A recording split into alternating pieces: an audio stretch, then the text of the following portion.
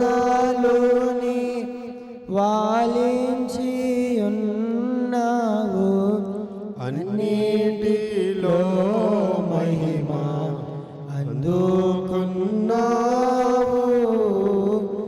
అన్నిటిలో మహిమ అందుకున్నావు. దేవా తండ్రి నీకు దినదిన స్తుతులు. దేవా తండ్రి నీకు దినదిన స్తుతులు. నా విన్నపము విన్నా నాథా సంస్తుతులు. నా విన్నపము విన్నా నాథా సంస్తుతులు. దేవా తండ్రి నీకు దినదిన స్తుతులు. నా విన్నపము విన్నా నాథా సంస్తుతులు. నా విన్నపము విన్నా నాథా సంస్తుతులు.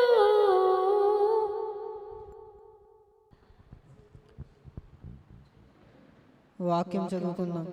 నిర్గమకాండము 11వ అధ్యాయము 1 నుంచి చివరి వరకు. మరియు యెహోవా మోషేతో ఇట్లనెను, ఫరో మీదికి ఐగుప్తు మీదికి ఇంకొక తెగులును రప్పించెదను. అటు తరువాత అతడు ఇక్కడి నుండి మిమ్మును పోనిచ్చును. అతడు మిమ్మును పోనిచ్చినప్పుడు ఇక్కడ నుండి మిమ్మును బొత్తిగా వెళ్ళగొట్టును. కాబట్టి తన చిలికాని యొద్ద ప్రతి పురుషుడును తన చిలికత్తి యొద్ద ప్రతి స్త్రీయును వెండి నగలను బంగారు నగలను అడిగి తీసుకునుడని ప్రజలతో చెప్పుము. యెహోవా ప్రజల ఎడల ఐగుప్తీయులకు కటాక్షము కలుగజేసెను. అది కాగా ఐగుప్తు దేశములో మోషే అను మనుషుడు ఫరో సేవకుల దృష్టికిని ప్రజల దృష్టికిని మిక్కిలి గొప్పవాడాయెను. మోషే ఫరోతో ఇట్లనెను, యెహోవా సెలవిచ్చినదేమనగా, మధ్యరాత్రి నేను ఐగుప్తు దేశములోనికి బయలు వెళ్ళదను. అప్పుడు సింహాసనము మీద కూర్చున్న ఫరో తొలిపిల్ల మొదలుకొని తిరగలి విసురు దాది తొలిపిల్ల వరకు ఐగుప్తు దేశమందలి తొలిపిల్లలందరూ చచ్చెదరు. జంతువుల్లోనూ తొలిపిల్లలన్నీ చచ్చును. అప్పుడు ఐగుప్తు దేశమంతటా మహాఘోష పుట్టును. అట్టి ఘోష అంతకుముందు పుట్టలేదు, అట్టిది ఇక మీదట పుట్టదు. యెహోవా ఐగుప్తీయులను ఇశ్రాయేలీయులను వేరుపరుచునని మీకు తెలియబడినట్లు మనుష్యుల మీద గాని జంతువుల మీద గాని ఐగుప్తీయులలో ఎవరి మీదనైనను ఒక కుక్కయు తన నాలుక ఆడించదు. అప్పుడు నీ సేవకులైన మీరందరూ నా యొద్దకు వచ్చి నాకు నమస్కారము చేసి, మీరు నిన్ను ఆశ్రయించి ఉన్న ఈ ప్రజలందరూ బయలు వెళ్ళుడని చెప్పుదురు. ఆ తరువాత నేను వెళ్ళుదునెను. మోషే అలాగు చెప్పి ఫరో యొద్ద నుండి అత్యగ్రహముతో వెళ్ళిపోయిను. అప్పుడు యెహోవా ఐగుప్తు దేశములో నా మహత్కార్యములు విస్తారమగునట్లు ఫరో మీ మాట వినడని మోషేతో చెప్పెను. మోషే అహరోనులు ఫరో ఎదుట ఈ మహత్కార్యములను చేసిరి. అయినను యెహోవా ఫరో హృదయమును కఠినపరుపగా అతడు తన దేశములో నుండి ఇశ్రాయేలీయులను పోనీయడాయెను. పాల వంటి వాక్యము తేనె కంటే మధురము. పాల వంటి వాక్యము తేనె కంటే మధురము. వెండి బంగారముల వెలయంత అయినాను, వెండి బంగారముల వెలయంత అయినాను, తులతూగవు నీ వాక్యముతో, తులతూగవు నీ వాక్యముతో. దేవాని దివ్య వాక్యము ఈవిగా మాకు దొరికెను. హల్లెలూయా హల్లెలూయా హల్లెలూయా హల్లెలూయా హల్లెలూయా హల్లెలూయా హల్లెలూయా హల్లెలూయా హల్లెలూయా.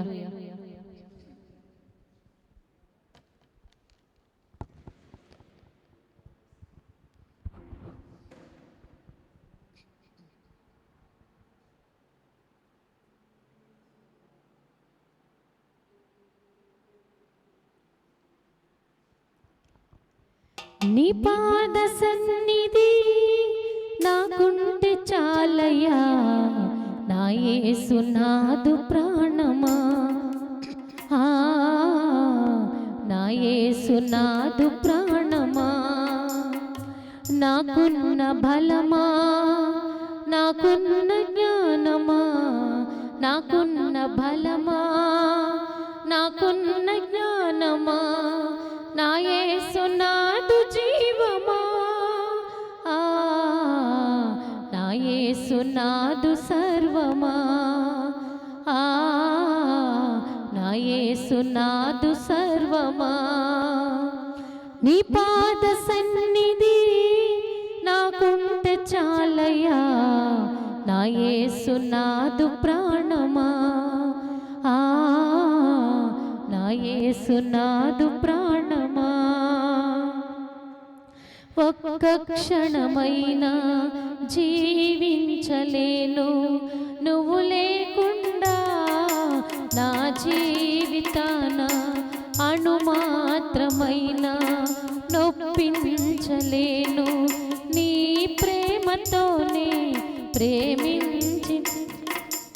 ఒక్క క్షణమైనా జీవించలేను నువ్వు లేకుండా, నా జీవితాన అనుమాత్రమైనా నొప్పించలేను, నీ ప్రేమతోనే ప్రేమించినావు.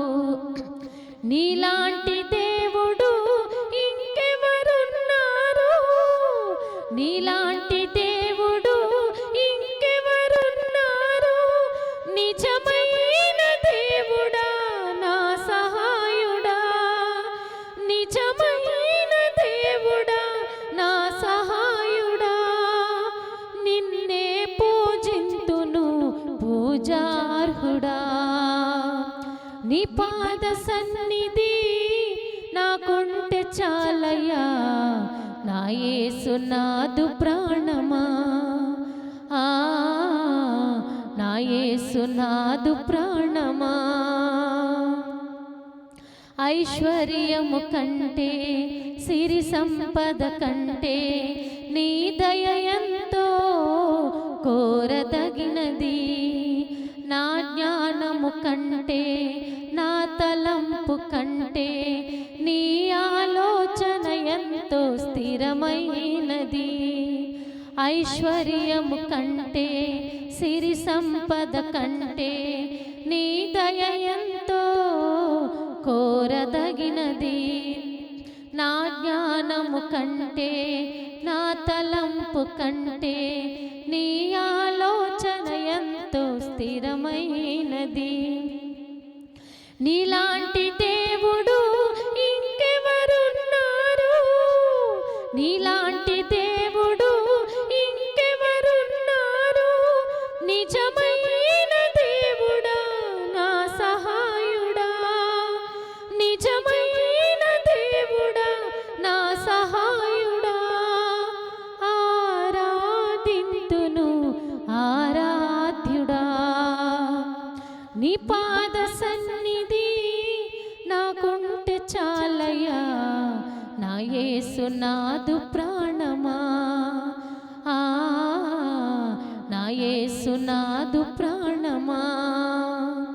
నాకున్న బలమా, నాకున్న జ్ఞానమా, నాకున్న బలమా, నాకున్న జ్ఞానమా, నా యేసునాథు జీవమా, నా యేసునాథు సర్వమా, నా యేసునాథు సర్వమా. నీ పాద సన్నిధి నాకుంటే చాలయ్యా, నా యేసునాథు ప్రాణమా. ఆ నా యేసునాథు ప్రాణమా. హల్లెలూయా.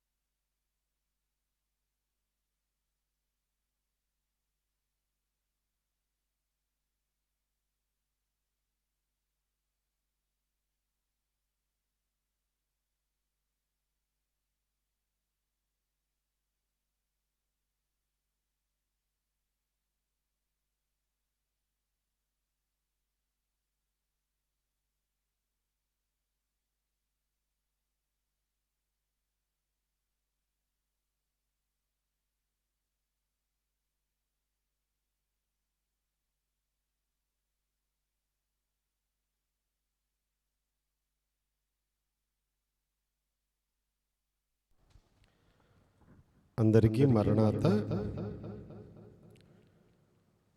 మోషే సుఖోపవాస సన్నిధి కూటముల్లో 11వ రోజు ఆయనతో సహవాసంలో ఉండగలిగిన గొప్ప కృపను త్రియేక దేవుడు మనకు అనుగ్రహించినందుకు త్రియేక దేవునికి మహిమ కలుగును గాక. ఆమేన్. నిర్గమాకాండము 11వ అధ్యాయము చదువుకున్నాము. వాక్యము నిమిత్తము ప్రార్థన చేసుకుందాం.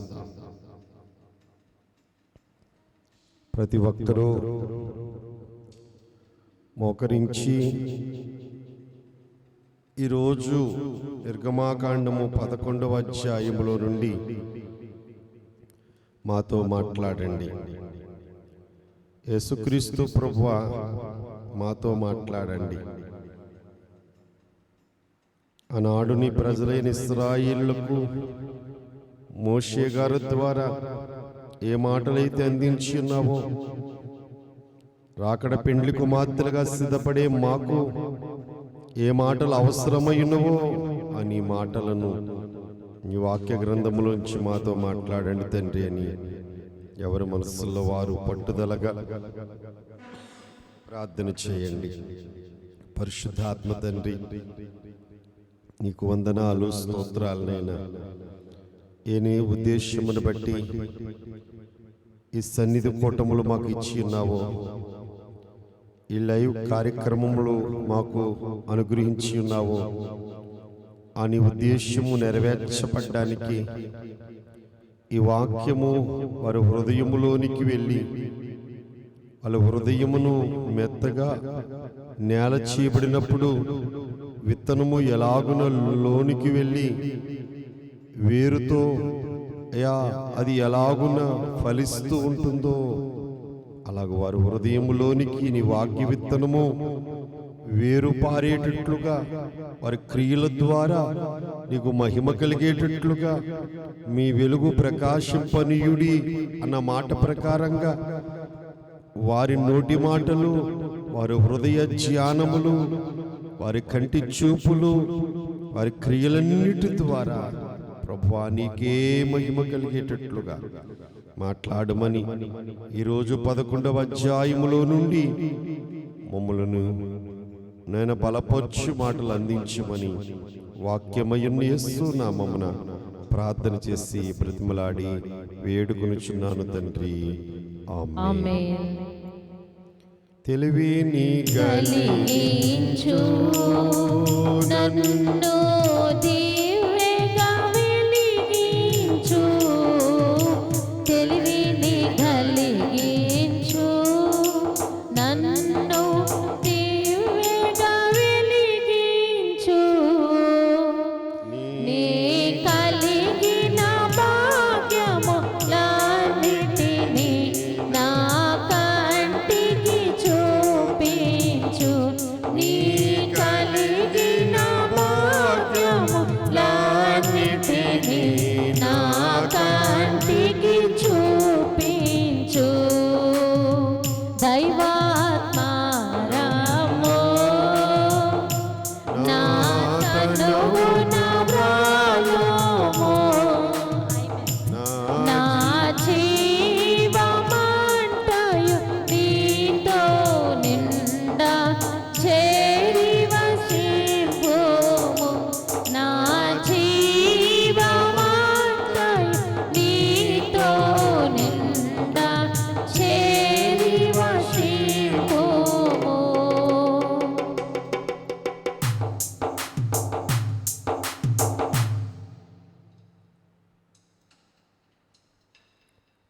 వాక్యవర్తమానము ద్వారా పరిశుద్ధాత్మ తండ్రి మన ఆత్మీయ జీవితాలను నూరంతులుగా ఫలింపచేయును కాక. ఆమేన్. నిర్గమాకాండము 11వ అధ్యాయము ఈరోజు మనము ధ్యానం చేసుకుంటూ ఉన్నాం. మరియు యెహోవా మోషేతో ఇట్లనెను, ఫరో మీదికిని ఐగుప్తు మీదికిని ఇంకొక తెగులు రప్పించెదను. అటు తర్వాత అతడు ఇక్కడ నుండి మిమ్మును పోనిచ్చును. అతడు మిమ్మును పోనిచ్చినప్పుడు ఇక్కడ నుండి మిమ్మును బొత్తిగా వెళ్ళగొట్టును. కాబట్టి తన చెలికాని యొద్ద ప్రతి పురుషుడును, తన చెలికత్తి యొద్ద ప్రతి స్త్రీయును వెండి నగలను బంగారు నగలను అడిగి తీసుకొనుడని ప్రజలతో చెప్పుము. యెహోవా ప్రజల ఎడల ఐగుప్తీయులకు కటాక్షము కలుగు చేసెను. అదిగాక ఐగుప్తు దేశంలో మోషే అను మనుషుడు ఫరో సేవకుల దృష్టికిని ప్రజల దృష్టికిని మిక్కిలి గొప్పవాడాయిను.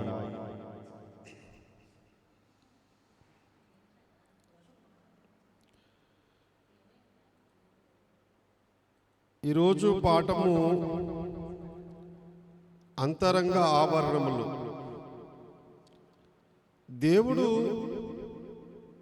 మోషే గారితో మాట్లాడుతున్నారు ఈ అధ్యాయంలో. మొదటి 3 వచనాలు మనం చదువుకున్న ఈ 3 వచనాలు యెహోవా మోషేతో చెప్పిన మాటలు. ఇంకొక తెగులు మాత్రమే రప్పించెదను. నిన్న మనం 10 తెగులు జ్ఞాపకం చేసుకున్నాం. మీరందరూ కనుక ఒకటి చెప్పగలిగితే దేవునికి మహిమ. మీరందరూ మీరు మాట్లాడుతున్నారన్న సంగతి, మీరు వింటున్నారన్న సంగతి, మీరు చెప్తున్నారన్న సంగతి నాకు తెలవాలంటే గనక మీరు మీ సెల్ ఫోన్ను వీడియో ఆన్ చేసుకోండి. వీడియో ఆన్ చేసుకుంటే మీరు ఎవరెవరు చెప్తున్నారన్నది నేను చూస్తాను. అవసరమైతే మీ వీడియో కూడా ఆన్ చేస్తారు, అప్పుడు అందరూ వింటారు. మీరు ఎవరైనా చెప్పగలుగుతారా? చేయెత్తుతారా? 10 అద్భుతాలు చెప్పాలి. సమయం సద్వినియోగం చేసుకోవడానికి ఈ సమయంలో నేనే మీకు జ్ఞాపకం చేస్తున్నాను. 1, కర్రను పాముగా మార్చుట. 2, నీటిని రక్తముగా మార్చుట. 3, కప్పలు. 4, పేలు. 5, ఈగలు. 6, పశువులకు తెగుళ్ళు. 7, పొక్కులు పొక్కి దద్దుర్లగుట. 8, వడగండ్ల వర్షము. 9, మిడతలు. 10, కటిక చీకటి. 3 దినములు మనిషి కనబడని కటిక చీకటి. ఇప్పుడు దేవుడు ఏమంటున్నారంటే ఇంకొక తెగులు. ఇప్పుడు 10 జరిగినవి, ఇంకొక తెగులు పంపిస్తాను, తర్వాత వారు మిమ్మల్ని పంపించేస్తారు. చూడండి, ఇక్కడ బొత్తిగా అతడు మిమ్మును పోనిచ్చినప్పుడు ఇక్కడ నుండి మిమ్మును బొత్తిగా పోనిచ్చును. కాబట్టి తన చెలికాని యొద్ద ప్రతి పురుషుడు, తన చెలికత్తి యొద్ద ప్రతి స్త్రీయు వెండి నగలు బంగారు నగలు అడిగి తీసుకురుడని ప్రజలతో చెప్పుము. యెహోవా ప్రజల ఎడల ఐగుప్తీయులకు కటాక్షం కలుగు చేసెను. అది కాక ఐగుప్తు దేశంలో మోషే అనే మనుషుడు ఫరో సేవకుల దృష్టికిని ప్రజల దృష్టికిని మిక్కిలి గొప్పవాడాయను. ఇప్పుడు ఐగుప్తీయులు ఇశ్రాయేలుకి ఏమిస్తారు? 1, వెండి నగలు. 2, బంగారు నగలు. దేవుడు చెప్తున్నాడు, వెండి నగలు అడిగి తీసుకోండి, బంగారు నగలు అడిగి తీసుకోండి. మరి ఇప్పుడు ఇశ్రాయేలు చేయవలసిన పని ఏంటి? 1 అడగడము, 2 తీసుకొనడం. ఇశ్రాయేలు చేయవలసిన పనులు 2. 1 అడగాలి, 2 తీసుకోవాలి. ఇప్పుడు దేవుడు ఏం చేస్తాడు? 1 కటాక్షం కలుగు చేస్తాడట, 2 చొరవ తీసుకునడానికి చొరవ కలుగు చేస్తాడు. ఇప్పుడు చెప్పండి, ఐగుప్తీయుల్ని దగ్గర నుంచి దేవుడు ఇశ్రాయేలుని తీసుకోమంటున్నాడు. వెండి నగలు, బంగారు నగలు. ఇశ్రాయేలు ఏం చేయాలి? ఇప్పుడు 1 అడుగుట, 2 తీసుకునుట. ఇప్పుడు దేవుడు ఏం చేస్తాడు? ఇశ్రాయేలుకి ఐగుప్తీయుల మీద ఏం కలుగు చేస్తానన్నాడు? ఐగుప్తీయులు ఇశ్రాయేలు మీద 1 కటాక్షము కలుగు చేస్తాను, 2 చొరవ కలుగు చేస్తాను అంటున్నాడు. వెండి నగలు, బంగారు నగలు, వస్త్రములు, ఇంకను తనకు కావలసినవన్నీ ఇశ్రాయేలీలు ఐగుప్తీయులను దోచుకున్నారు, దోపుడుగా దోచుకున్నారు. ఈరోజు మనము నేర్చుకునే అంశంలో దేవుడు ఐగుప్తీయుల ఎడల మరి ఇప్పుడు వరకు కఠినముగా వ్యవహరించారు ఇశ్రాయేలు ఎడల ఐగుప్తీయులు. కానీ ఈరోజు దేవుడు ఇశ్రాయేలు మీద కటాక్షము కలుగు చేస్తాడట, చొరవ కలుగు చేస్తాడు. ఇప్పుడు 10 రకాల శ్రమలు వచ్చినాయి. ఇప్పుడు రాబోయే శ్రమ చాలా కఠినమైన శ్రమ. తొలి సంతానాన్ని చంపివేయుట. ప్రతి ఇంటిలో కూడా వేదనే. ఐగుప్తీయుల ఇళ్లలో శవము లేని ఇల్లు ఒకటి కూడా లేదు. పశువుల శాలల్లో శవము లేని పశువుల శాల ఒకటి కూడా లేదు. అలాంటి భయంకరమైన శ్రమ దేవుడు చివరిగా తీర్పు ఐగుప్తు దేశం మీదకి దేవుడు పంపిస్తూ ఉన్నాడు. మీకు వాక్యంలో జ్ఞాపకం చేశాను, ఇది 10 తెగుళ్ళు కూడా ఐగుప్తీయుల యొక్క 10 దేవతలకి దేవుడు తీర్పు తీర్చాడు. ఈరోజు మనము నేర్చుకునే పాఠం ఏమిటంటే, శిక్ష పెరుగుతూ ఉంది. కరణ పాములు చేశారు, అది చూచిన. నీళ్లను రక్తంగా మార్చారు. త్రాగడానికి నీళ్ళు లేవు. అందుకే ఐగుప్తీయులు ఏటు పక్కన తవ్విరి అని ఉంది. త్రాగడానికి వారికి నీళ్ళు లేకపోయేటప్పటికి చాలా కష్టమైన పరిస్థితి. దానికంటే కష్టమైనది ఆహారం తినడానికి లేదు, నీళ్లు త్రాగడానికి లేదు, పడుకోవడానికి లేదు, ప్రయాణం చేయడానికి లేదు. అన్ని చోట్ల కప్పలు వచ్చినాయి. అది ఇంకా భయంకరమైన శిక్ష. దానికంటే పేలు, వారి శరీరం అంతా భయంకరమైన బాధ. అందుకంటే ఇంకా భయంకరమైన శిక్ష ఈగలు వచ్చేటప్పటికి దేవుడు తన ప్రజలైన ఇశ్రాయేలుని ప్రత్యేకపరిచాడు. ఈ ఈగలు గోషేను దేశంలోని ఇశ్రాయేలు ఇళ్ళకి ఈగలు రాలేదు. ఒక జోరీగ కూడా రాలేదు. పశువులు మరి చనిపోలేదు. పొక్కి దద్దురులు ఐగుప్తీయులకు వచ్చినాయి, శకునగాండ్లకు వచ్చినాయి, కానీ ఇశ్రాయేలులకు రాలేదు. వరగండ్ల వర్షం అప్పుడు కూడా ఇశ్రాయేల్ పశువులను దేవుడు ప్రత్యేకించాడు. మిడతలు, కటిక చీకటి వచ్చినప్పుడు ఇశ్రాయేలీలలో వెలుగుంది. ఇశ్రాయేలు వెలుగును అనుభవించారు. అందుచేత దేవుడు శిక్షను అధికము చేసుకుంటూ వచ్చాడు. శిక్షను అధికం చేసి వారిని మరి శిక్షించినట్లుగా మనం చూస్తూ ఉన్నాము. ఎప్పుడైనా మనం విధేయత చూపించినప్పుడు, లోబడినప్పుడు, మనం తగ్గించుకున్నప్పుడు దేవుడు తన సహాయాన్ని పంపించి మనల్ని క్షమించే దేవుడుగా, శిక్ష నుండి తప్పించే దేవుడుగా మన దేవుడిని మనం చూస్తూ ఉన్నాం. చదువుకుందాము. పేతురు రాసిన మొదటి పత్రిక 5వ అధ్యాయము 5-6 వచనాలు మనం చదువుకుందాం. పేతురు రాసిన మొదటి పత్రిక 5వ అధ్యాయము 5-6 వచనములు. చిన్నలారా, మీరు పెద్దలకు లోబడుండుడి.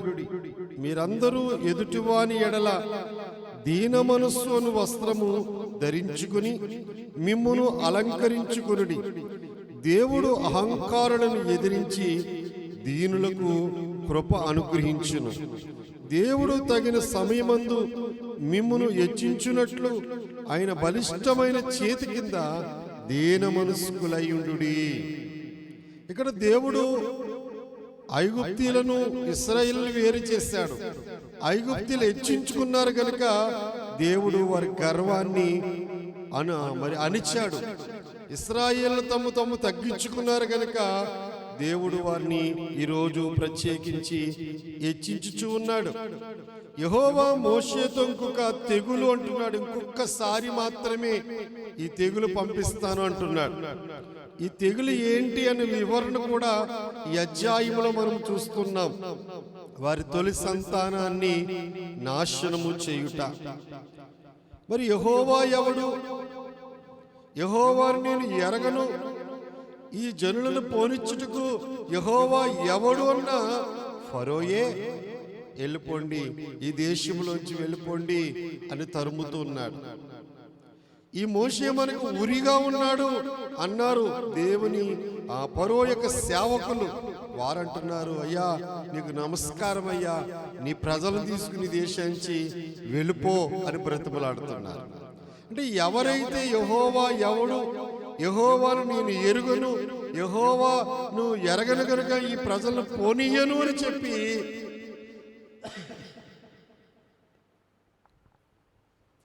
దానియేలు గ్రంథము 3వ అధ్యాయము 15వ వచనం చదువుకుందాం. దానియేలు గ్రంథము 3వ అధ్యాయము 15వ వచనం.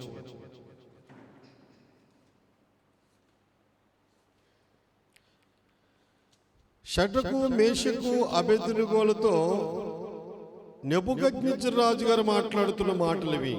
3:15. బాకాను, పిల్లను గ్రోవిని, పెద్ద వీణెను, సుంపోనిను, విపంచకను, సకల విధములకు వాద్యధ్వనులను మీరు విను సమయములో సాగిలపడి నేను సేవించిన ప్రతిమకు నమస్కరించుటకు మీరు సిద్ధముగా ఉండిన ఎడల సరే, మీరు నమస్కరింపని ఎడల తక్షణమే మండుచున్న వేడిమి గల అగ్నిగుండములో మీరు వేయబడుదురు. నా చేతిలో నుండి మిమ్మల్ని విడిపింపగల దేవుడు ఎక్కడున్నాడు? షడ్రకు మేషకు అబేద్నెగోలతో దేవుడు ఏమని మాట్లాడుచున్నాడు? ఈ వాయిద్య ధ్వనులన్నీ విన్నప్పుడు నేను నిలవబెట్టించిన ప్రతిమకు మీరు నమస్కారం చెయ్యండి, లేకపోతే తక్షణమే మండుచున్న వేడిమి గల అగ్నిగుండములో మిమ్మల్ని వేస్తాను అంటూ అక్కడ చివరి లైన్లోకి వచ్చేటప్పటికి నా చేతిలో నుండి మిమ్మును విడిపింపగల దేవుడు ఎక్కడున్నాడు? నెబుకద్నెజరు గారు మాట్లాడుతున్నాడు, నా చేతిలో నుండి మిమ్మల్ని విడిపింపగల దేవుడు ఎక్కడున్నాడు? ఏ నోరైతే ఎక్కడున్నాడందో అదే అధ్యాయము అదే రోజు, ఆ రోజునే అదే అధ్యాయము 29వ వచనంలో ఏమంటున్నారు? 29వ వచనం దానియేలు గ్రంథం 3:29. కాగా నేను ఒక శాసనము నియమించుచున్నాను, ఏమనగా ఈ విధముగా రక్షించుటకు సమర్థుడగు దేవుడు గాక మరి ఏ దేవుడునూ లేడు. కాగా ఏ జనుల్లో గాని, రాష్ట్రముల్లో గాని, ఏ భాష మాట్లాడువారిలో గాని షడ్రకు మేషకు అబేద్నెగోని వారి దేవుని ఎవడు దూషించునో వాణ్ణి తుత్తునీలుగా చేయబడును, వాని ఇండ్లు ఎప్పుడు పెంట కుప్పగా ఉండుననెను. ఏ నోటితో అయితే ఆ రాజు విడిపింపగల దేవుడు ఏడి అన్నాడో అదే రోజు ఆయన శక్తి ఏమిటో, ఆయన మహిమ ఏంటో దేవుడు చూపించాడు. షడ్రకు మేషకు అబేద్నెగోల దేవుడే దేవుడని అనేలాగా దేవుడు చేశాడు. అందుచేత మనము ఈ రోజు నేర్చుకునే పాఠం ఏమిటంటే, మోషే గారితో ఏమన్నాడు ఫరో? నేను పోనివ్వను అన్నాడు. సేవకులు ఏమన్నారు? నిర్లక్ష్యము చేశారు మోషేని, ఇశ్రాయేలును. ఆ ప్రజలు ఇప్పుడు నమస్కారము చేస్తూ ఉన్నారు. ఈ 11వ అధ్యాయంలో 3వ వచనములో మనం చూసినప్పుడు యెహోవా ప్రజల ఎడల ఐగుప్తుల కటాక్షం కలుగు చేయును. అదిగాక ఐగుప్తు దేశంలో మోషేను మనుషుడు ఫరో సేవకుల దృష్టికి ప్రజల దృష్టికి మిక్కిలి గొప్పవాడాయను. అందుచేతే వాళ్ళందరూ ఏం చేస్తున్నారంటే 7వ వచనం చదివితే నిర్గమాకాండం 11:7 యెహోవా ఐగుప్తీయులను ఇశ్రాయేలును వేరుపరచునని మీరు తెలియబడినట్లు మనుషుల మీద గాని జంతువుల మీద గాని ఇశ్రాయేలులో ఎవని మీదైనను ఒక కుక్కయు తన నాలుక ఆడించదు. 8వ వచనం అప్పుడు నీ సేవకులైన వీరందరూ నా యొద్దకు వచ్చి నాకు నమస్కారము చేసి నీవును నిన్ను ఆశ్రయించున్న ఈ ప్రజలందరూ బయలు వెళ్ళుడని చెప్పుదురు. ఆ తర్వాత నేను వెళ్ళుదునెను. అందరూ సేవకులందరూ వచ్చి నమస్కారం చేసి, అయ్యా ఈ దేశం వదిలిపెట్టి వెళ్ళిపోండి, ఈ ప్రాంతం వదిలిపెట్టి వెళ్ళిపోండి అంటారట. దేవుని ప్రజలు ఇశ్రాయేలీయులు వాళ్ళ పశువుల్ని వాళ్ళ జంతువుల్లో ఏ కుక్క కూడా నాలుక ఆడించదు. అంటే ఎంత గొప్ప చేశాడో దేవుడు, వారికి ఎంత భయము కలుగు చేసేటట్లు చేశాడో దేవుడు. ఒకసారి మీరు ఆలోచించండి. ఇవాళ మీకు నేను ఒక మాటే చెప్తున్నాను, ఎంత కఠినాత్ముడైనా సరే దేవుడు మారుస్తాడు. దేవుడు కంటూ అసాధ్యమైంది లేదు. ఫరోను మార్చాడు, ఐగుప్తీయులను మార్చాడు, దేవుడికి భయపడేటట్లుగా మోషేకు భయపడేటట్లుగా చేశాడు. ఇప్పుడు ఇశ్రాయేలు పరిస్థితి ఎలాగుంది? బానిసల వారు, ఏనాటి పని వారు ఆనాడే లెక్క చొప్పున ఇటుకలు చేసి అప్పగించాలి. మోషే అహరోన్లు వచ్చిన దగ్గర నుంచి వారి కష్టం ఇంకా అధికమైపోయింది. కీర్తన గ్రంథము 30వ కీర్తన 11వ వచనాన్ని మనం చూసినప్పుడు దేవుని వాక్యం సెలవిస్తుంది. కీర్తన గ్రంథం 30వ కీర్తన 11వ వచనంలో, నా ప్రాణము మౌనముగా ఉండక నిన్ను కీర్తించున్నట్లు నా అంగలార్పును నీవు నాట్యముగా మార్చి ఉన్నావు. ఇప్పుడు వీళ్ళందరూ గొంతులు వేసుకుంటూ ఐగుప్తు దేశం నుండి వెళ్ళిపోతారు. ఇప్పుడు దేవుని వాక్యం ఏం చెప్తుందంటే, నా అంగలార్పును నీవు నాట్యముగా మార్చి ఉన్నావు. నా అంగలార్పు నీవు నాట్యముగా మార్చి ఉన్నావు. అమ్మా, దేవుని వాక్యం ఉంటుంది మీరందరి జీవితాల్లో ఎంతమంది అంగలార్చుచున్నారో, కన్నీళ్లు కార్చుచున్నారో, ఈ వాక్యము సత్యము, ఈ వాగ్దానం పట్టి ప్రార్థన చేయండి.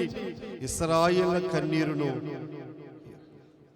ఇశ్రాయేలుల అంగలార్పును నాట్యముగా మార్చిన దేవుడు, నీ అంగలార్పును నా అంగలార్పును దేవుడు నాట్యముగా మార్చువాడై ఉన్నాడు.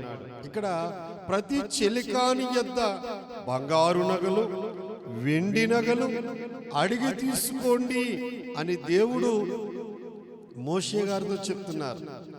ఐగుప్తీయులకు ఇశ్రాయేలు మీద కటాక్షము కలుగు చేస్తాను. ఐగుప్తీయులకు కటాక్షం కలుగు చేస్తున్నాడు దేవుడు. ఇది ఒక ప్రవచనం అని చెప్పాలి. అంటే రేపు జరగబోయేది,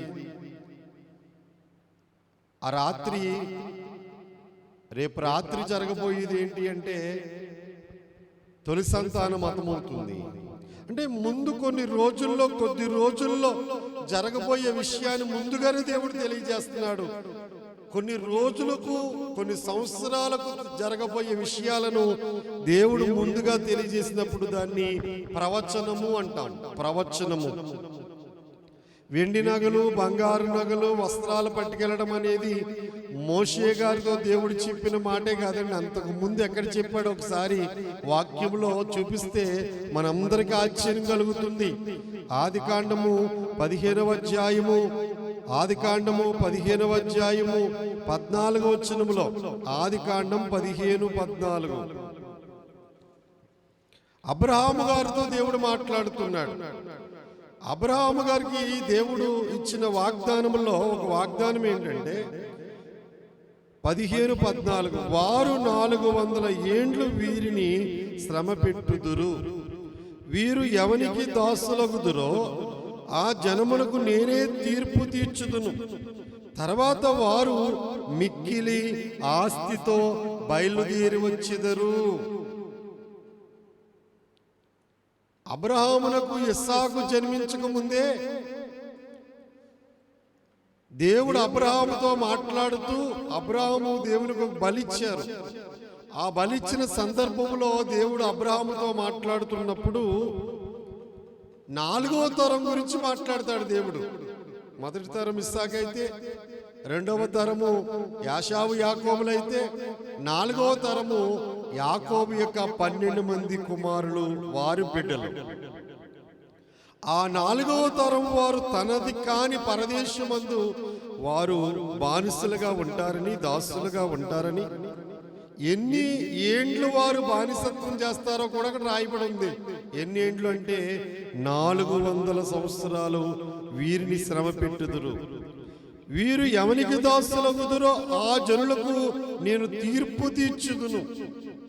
తర్వాత వారు మిక్కిలి ఆస్తితో బయలుదేరి వచ్చెదరు. ఎప్పుడు చెప్పారు ఈ మాట? బానిసత్వం గురించే కాకుండా దేవుడు వారికి తీర్పులు తీర్చి విడిపిస్తానని చెప్పిన మాటల్లో మిక్కిలి ఆస్తితో వారు బయలుదేరి వస్తారన్న మాట అబ్రహాముకు దేవుడిచ్చిన మరి వాగ్దానము.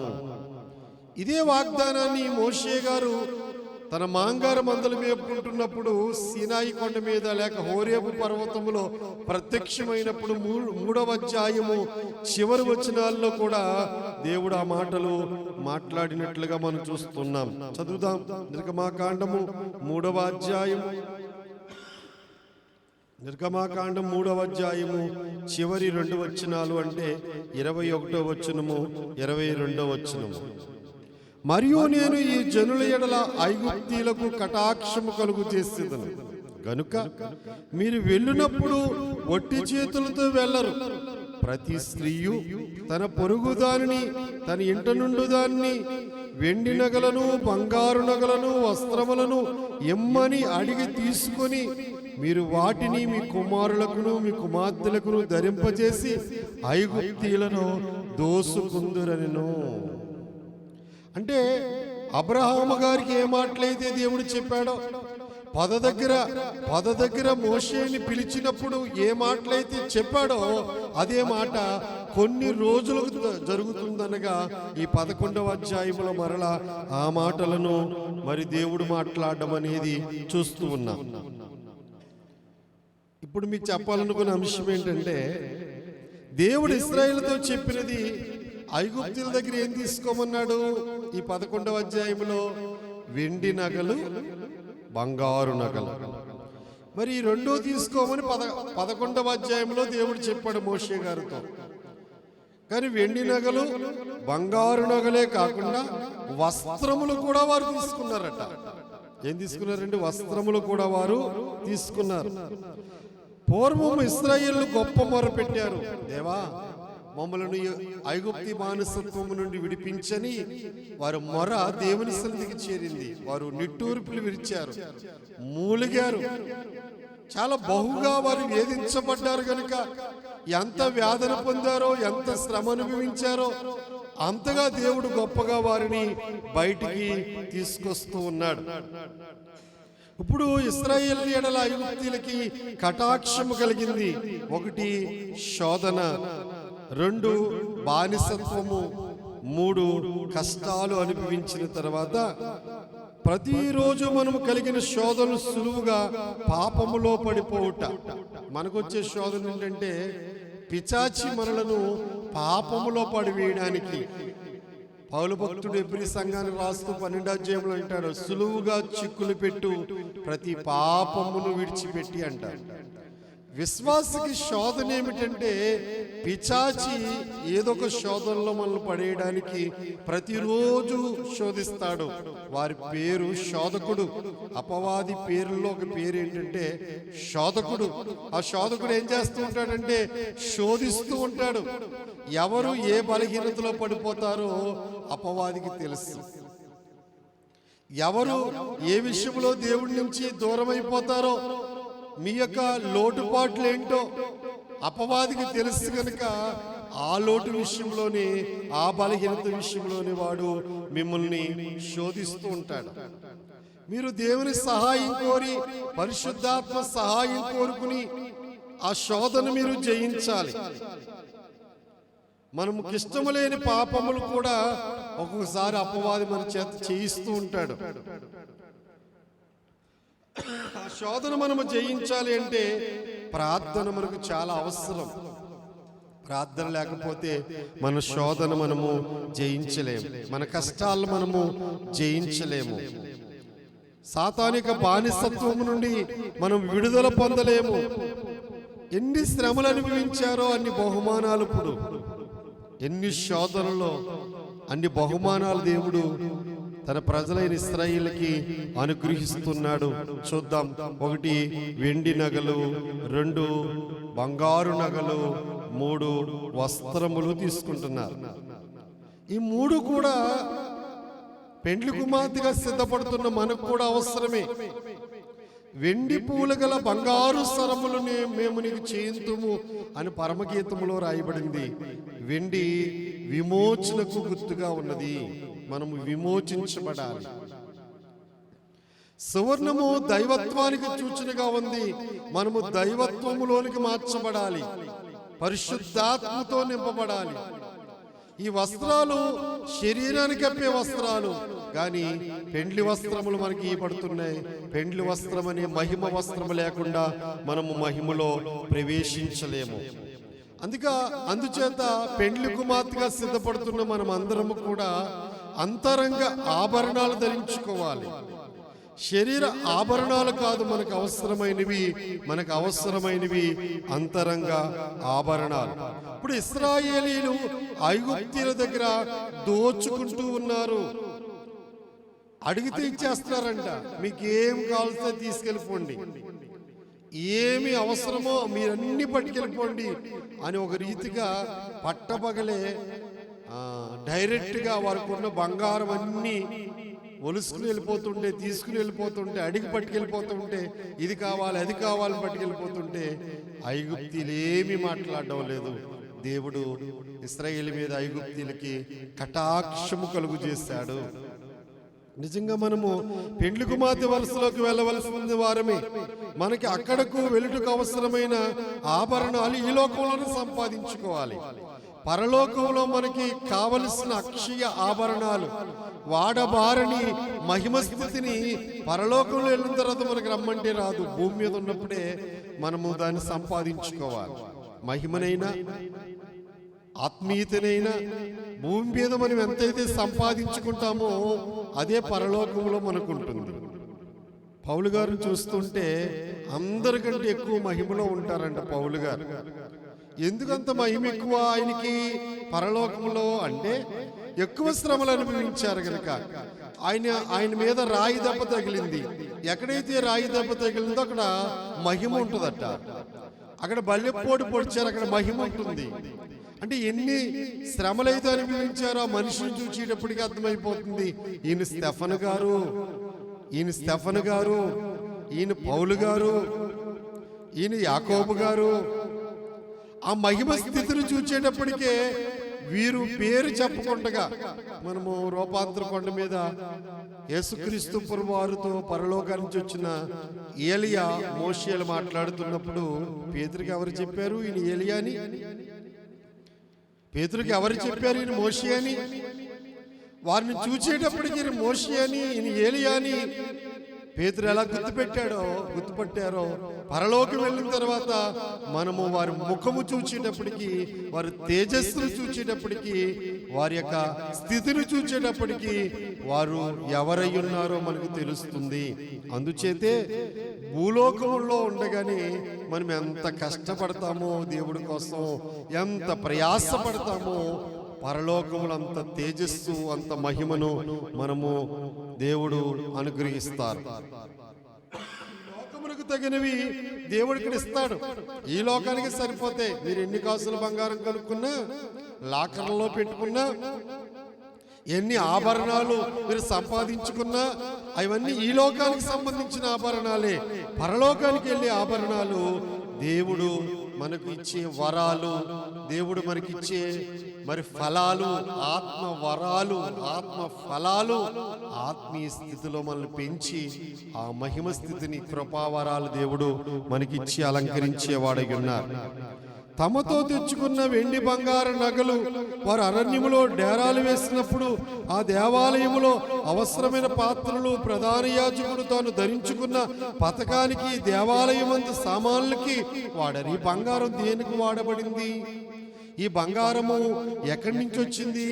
ఒకసారి ఆలోచిస్తే ఈ ఐగుప్తీలందరూ ఎవరు? ఐగుప్తీలందరూ ఎవరు? విగ్రహారాధకులు. వారికి ఉన్న బంగారం అంతటి మీద ఏ రూపం ఉంటుంది? వారి యొక్క దేవుళ్ళు, దేవతలు అనబడుతున్న వారి యొక్క రూపం ఉంటుంది. ఇప్పుడు ఏం తెచ్చుకున్నారు వీరు? ఏం తెచ్చుకున్నారు వీరు? ఐగుప్తుల బంగారం తెచ్చుకున్నారు.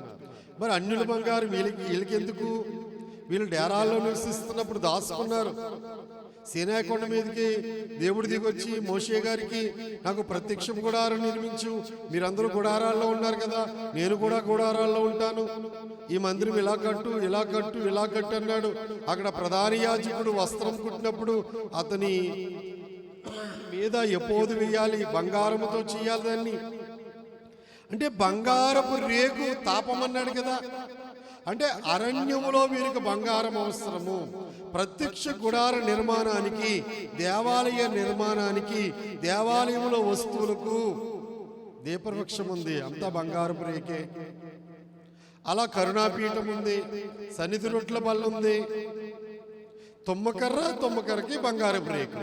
ఈ బంగారం ఎక్కడి నుంచి వచ్చింది? మోషే గారు అడుగుతున్నారు.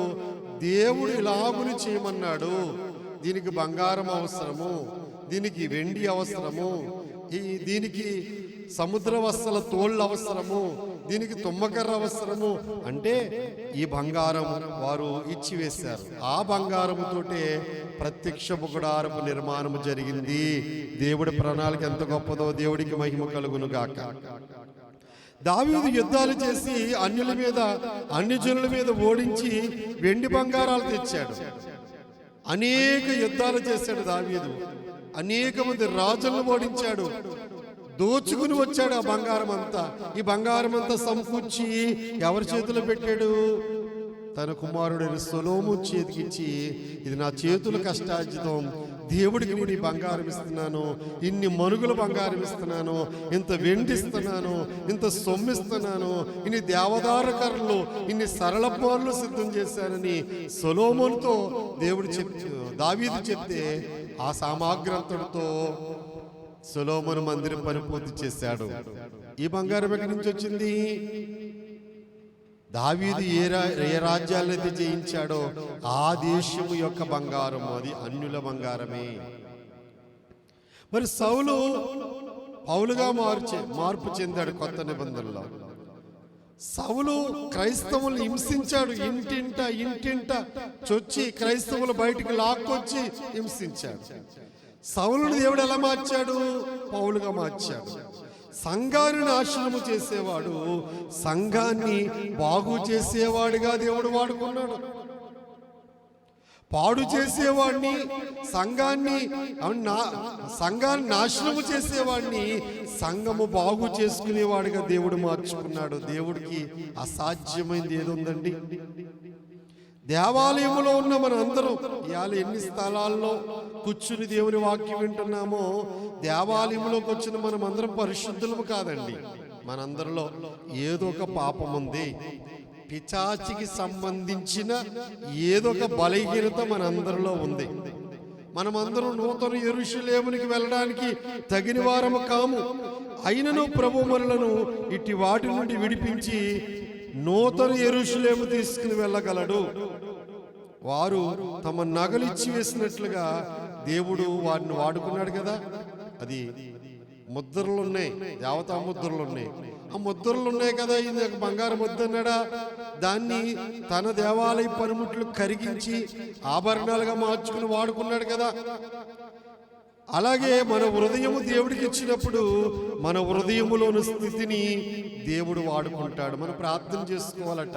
ఏమని ప్రార్థన చేసుకోవాలంటే, తండ్రి అన్యుల బంగారాన్ని వాడుకున్నావు, సంఘాన్ని పాడు చేసేవాడిని బాగు చేయడానికి వాడుకున్నావు.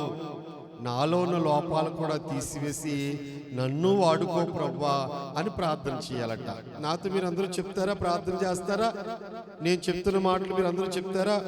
నేను చెప్తున్నాను, మీరు నా వెనకాల చెప్పండి. తండ్రి, అన్యుల బంగారమును నువ్వు వాడుకున్నావు, నీ సంఘమును హింసించేవానిని నువ్వు వాడుకున్నావు గనుక లోపములు గల నన్ను కూడా నీవు శుద్ధి చేసి వాడుకునుము. చేస్తారా ఈ ప్రార్థన? నిజంగా హృదయపూర్వకంగా, ఇష్టపూర్వకంగా, దేవా, అన్యుల బంగారాన్ని వాడుకున్నావు, నీ సంఘాన్ని హింసించేవాడిని వాడుకున్నావు, నా హృదయం నీకు ఇస్తున్నానయ్యా, నా లోపాలు దిద్ది నన్ను కూడా వాడుకో అని నువ్వు ప్రార్థన చేసినట్లయితే దేవుడు అద్భుతముగా నిన్ను వాడుకుంటాడు. శోధనలు 3 రకాలుగా కనబడుతున్నాయి. శోధనలు విశ్వాసకి 3 రకములుగా కనబడుతున్నాయి. ఈ శోధనలు జయించాలంటే విరుగుడు దైవ సన్నిధే. సన్నిధి యందే అన్ని పరిష్కారమగును. సన్నిధి యందే అన్ని పరిష్కారమగును.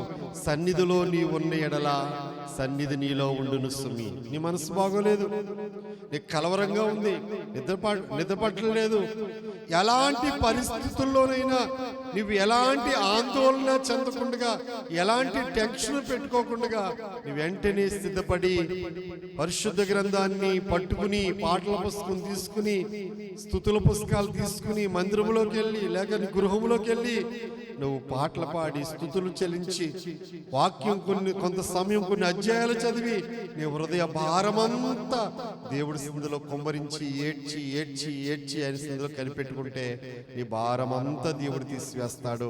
మన సమస్యలన్నిటికీ పరిష్కారం ఏదంటే ప్రభుపాద సన్నిధి. ప్రభుపాద సన్నిధి. మనకి శోధనలు 3 రకాలుగా ఎలాగొస్తాయి అంటే, ఒకటి శరీరం, 2 లోకం, 3 సైతాన్. వీటి నుండే శోధన వస్తుంది. ఈ మూటిలో ఎక్కువ మనకు శోధనగా ఉండే స్థితి ఏదంటే శరీరమే, మన శరీరమే. మన శరీరము ఏమాత్రము కూడా దేవుని చిత్తం నెరవేర్చడానికి లోపడదండి. మోకరించడానికి ఒప్పుకోదు. ఎక్కువ సమయం దేవుడు పాదాల దగ్గర ఉండడానికి ఒప్పుకోదు. తెల్లవారుజామున మంచి మెలకువ 7 గంటలకి 6 గంటలకి లేస్తే ఎంత సులువుగా మెలకు వస్తుందో అలాగున 3 గంటల వేళ మెలకు వస్తుంది. పరిశుద్ధాత్ముడు ప్రార్థన చేయని ప్రేరేపిస్తాడు. అంటే భారము లేదు, ఎలాంటి ఇబ్బంది లేదు, నీరసము లేదు, తలనొప్పి లేదు, ఎంతో తేలిగ్గా ఆరోగ్యవంతులు ఎలాగైతే తెల్లారకి లేస్తారో అంత తేలిగ్గా ఉంటుంది. అలాగుని మెలుకువిస్తాడు దేవుడు 3 గంటల వేళ, 4 గంటల వేళ. అయినా సరే 3 అయిందని చెప్పి మరలా పడుకుంటాం. అంటే శరీరాన్ని ఏం చేయలేకపోతున్నాం, మనము జయించలేకపోతున్నాం. శరీరాన్ని జయించాలి అంటే శరీరమే తీసుకోవాలి. యేసుక్రీస్తు ప్రభువు శరీరము తింటేనే కానీ ఈ శరీరాన్ని జయించలేదు. యేసుక్రీస్తు ప్రభు వారికి శరీర రక్తాలు తిన్నవారే ఈ శోధనలు జయించగలుగుతారు. శోధనలు జయించాలి అంటే ఖచ్చితంగా ప్రతి నెల యేసుక్రీస్తు ప్రభు వారి యొక్క శరీరమును రక్తమును సంఘములో సేవకుని దగ్గర తీసుకోవాలి. ప్రతి తెల్లవారుజామున సన్నిధిలో ఎడమ చేతిలో కుడి ఉంచుకుని అయ్యా యేసయ్యా నీ శరీర రక్తాలు వడ్డించు అంటే ప్రభు ఇచ్చేది అంతరంగ శరీర రక్తములు. ఇది మన అనుభవం, ఏర్పాటు యొక్క అనుభవం. ప్రతి లక్షవారము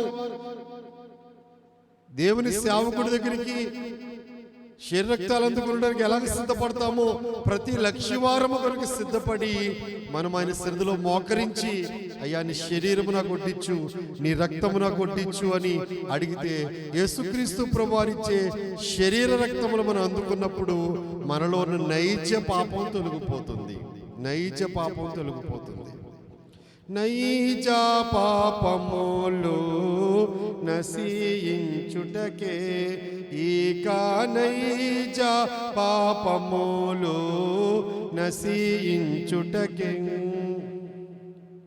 భోజనము వాడించును రాజస్వయముగా దేవా రాజస్వయముగా గనుక నాకేమి కొదువా నాదుడుండా. యేసుక్రీస్తు ప్రభువారిచ్చే అంతరంగ శరీరక్తాలు అందుకున్నప్పుడు నైజ పాపము తొలగిపోతుంది. అప్పుడు మనము పరిశుద్ధులుగా మనము మార్పు చెందుతాం. ఒకటి, శరీరము మన శత్రువు. రెండు, లోకము మన శత్రువు. లోకములో ఉన్న శోధన, లోక శోధన మనం జయించాలంటే మనం ఏం చేయాలి? లోకములోని శోధన మనం జయించాలంటే పరిశుద్ధుల సహవాసం మనకు అవసరం. ఎవరైతే సంఘములో సహవాసం చేస్తారో, సంఘములోకి వచ్చిన వారందరూ పరిశుద్ధులగుటికే దేవుడు మనల్ని సంఘములోనికి పిలిచాడు. అందుకే మీకు తెలియజేసే విషయం ఏమిటంటే, పరిశుద్ధులుగా మనం మార్పు చెందడానికే దేవుడు మనలను సంఘములోనికి పిలిచాడు. కనుక పరిశుద్ధులుగా ఉండాలి. ఎవరైతే సంఘ సహవాసము, చాలా ఎక్కువ మంది సంఘములో ఉండడానికి ఇష్టపడరు.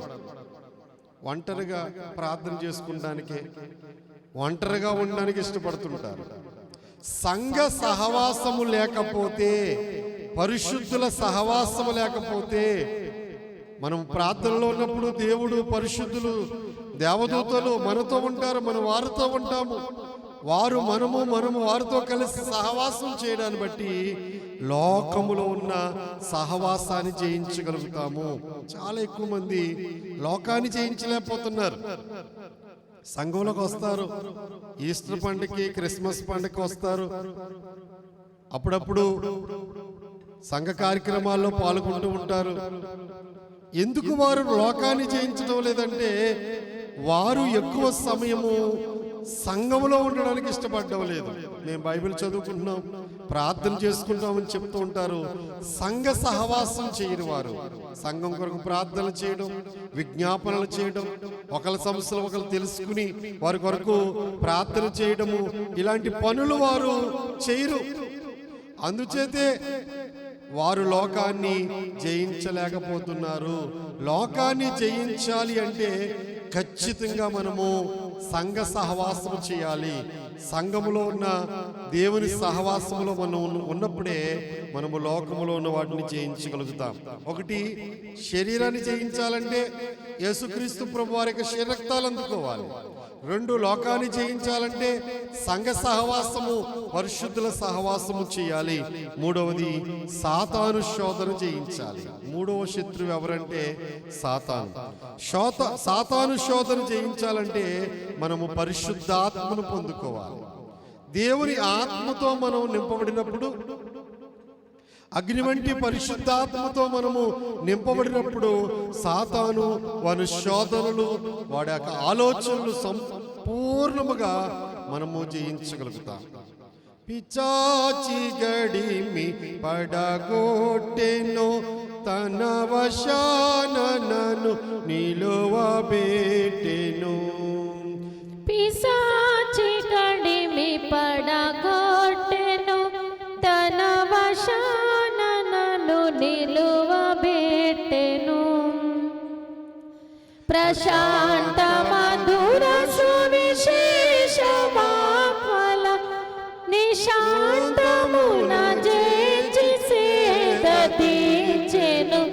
యెహోవా నా మోర లాలించెను, తన దయను నన్ను గణించెను.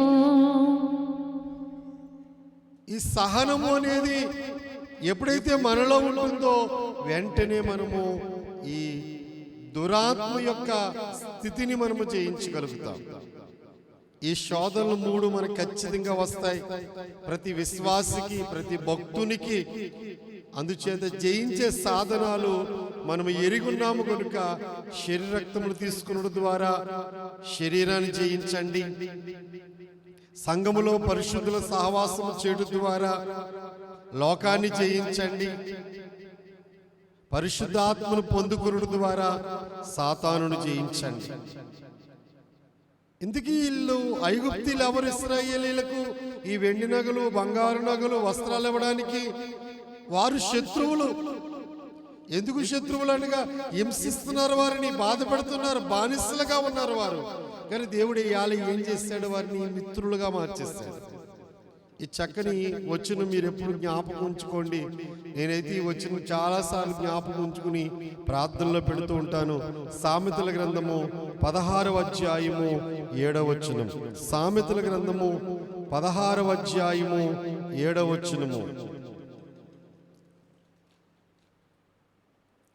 ఒకని ప్రవర్తన యెహోవాకు ప్రీతికరమగునప్పుడు ఆయన వారి శత్రువులను సహా వారికి మిత్రులుగా చేయను. శత్రువు కూడా మిత్రుడు ఎలాగైపోతాడు? మన నడక యెహోవాకి ఇష్టమైనప్పుడు మన శత్రువులు సైతం దేవుడు మనకి మిత్రులుగా మార్చేస్తాడు. ఇప్పుడు ఐగుప్తీయుల శత్రువులు ఇప్పుడు ఏమైపోయారు? బాబు మీకు నమస్కారం, మీకు కావలసినన్ని పట్టుకుని వెళ్ళిపోండి అంటున్నారు. బైబిల్ గ్రంథంలో అన్ని రెఫరెన్స్లు చూడడానికి సమయం చాలకపోయిన నేను వరుసగా చెప్తున్నాను. రాసుకుని వారు రాసుకోండి. అపోస్తుల కార్యములు 13వ అధ్యాయము 20వ వచనములో దావీదు గురించి రాయబడిన మాట, నా ఇష్టానుసారుడైన మనుష్యుడు. అపోస్తుల కార్యములు 13:22లో ఉన్న మాట, దావీదు దేవునికి ఇష్టానుసారుడైన మనుష్యుడు. ఎబ్రీలకు రాసిన పత్రిక 11వ అధ్యాయము 5వ వచనములో ఆనోకు దేవునికి ఇష్టుడు.